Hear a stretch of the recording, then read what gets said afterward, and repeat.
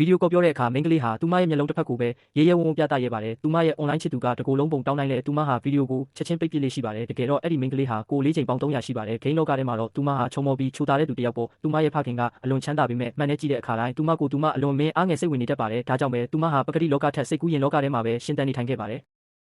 တနေ့မှာတော့သူမရဲ့ချစ်သူကတပ်ပုံချင်းဖလှယ်ဖို့ရုတ်တရက်တောင်းဆိုလာပါတယ်မိန်းကလေးဟာဘာလို့ရမှန်းမသိဖြစ်သွားပေမဲ့သူမကိုလစ်လျူရှုသွားမှာကိုကြောက်တာကြောင့်သူမရဲ့တငယ်ချင်းအရင်ခောက်စီကိုချက်ချင်းအကူအညီတောင်းလိုက်ပါတယ်သူမရဲ့တငယ်ချင်းကလည်းတပ်ပုံတွေကိုချက်ချင်းပြင်ပေးခဲ့ပါတယ်ပြင်ဆင်ပြီးသားပုံကိုရတဲ့အခါမိန်းကလေးဟာအရန်ကိုဝမ်းသာသွားပါတယ်သူမဟာအဲ့ဒီပုံကိုသူမရဲ့ချစ်သူစီချက်ချင်းပို့ပေးလိုက်ပြီးပုံတွေကထက်စာရင်သူမကနည်းနည်းပိုရတယ်လို့ပြောပြလိုက်ပါတယ်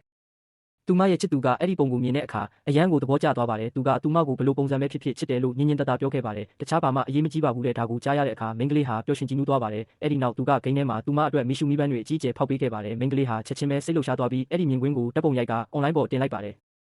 သူမရဲ့ပထမဆုံးအချစ်ဦးကအဲ့ဒီ post ကိုမြင်သွားပြီးသူမလိမ့်လေလက်ဖြားခံနေရမှာကိုစိုးရိမ်သွားပါတယ်သူကအဲ့ဒီလူရဲ့နောက်ကျောင်းကိုစုံစမ်းဖို့တစုံတစ်ယောက်ကိုချက်ချင်းခိုင်းလိုက်ပါတယ်အဲ့ဒီနောက်သူမရဲ့အိမ်ကိုချက်ချင်းသွားပြီးအကန့်အသတ်နဲ့ထုတ်လုပ်ထားတဲ့ရုပ်တုလေးတစ်ခုကိုလက်ဆောင်ပေးခဲ့ပေမဲ့မိန်းကလေးကတော့အဲ့ဒါကိုတစ်ချက်တောင်လှည့်မကြည့်ခဲ့ပါဘူးသူမဟာသူမရဲ့ချစ်သူနဲ့ဗီဒီယိုကော်ပြောရမှာဖြစ်တာကြောင့်အဲ့ဒီအမျိုးသားရဲ့အပြင်သွားဖို့ဖိတ်ခေါ်မှုကိုလည်းညှင်းပယ်ခဲ့ပါတယ်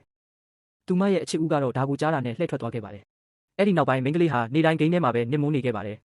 ဒါတွေအားလုံးဟာသူ့ရဲ့ထောင်ချောက်ဆိုတာကိုသူမလုံးဝမသိခဲ့ပါဘူးသူမရဲ့ချစ်သူဟာအကြောင်းပြချက်အမျိုးမျိုးပေးပြီးတန်မိုးကြီးလက်ဆောင်တွေတောင်းလာပါတော့တယ်မိန်းကလေးကလည်းသူပြောသမျှအကုန်သဘောတူခဲ့ပါတယ်အဲ့ဒီနောက်မှာတော့အဲ့ဒီအမျိုးသားကလူချင်းတွေ့ဖို့တောင်းဆိုလာပါတယ်မိန်းကလေးကအစပိုင်းမှာညှင်းဆန်ခဲ့ပါတယ်ဒါပေမဲ့သူမရဲ့ချစ်သူကချက်ချင်းစိတ်ဆိုးပြပြီးလူချင်းမတွေ့ရင်လမ်းခွဲမယ်လို့ချင်းချောက်ခဲ့ပါတယ်မိန်းကလေးဟာချက်ချင်းပဲတွေ့ဖို့သဘောတူလိုက်ပါတယ်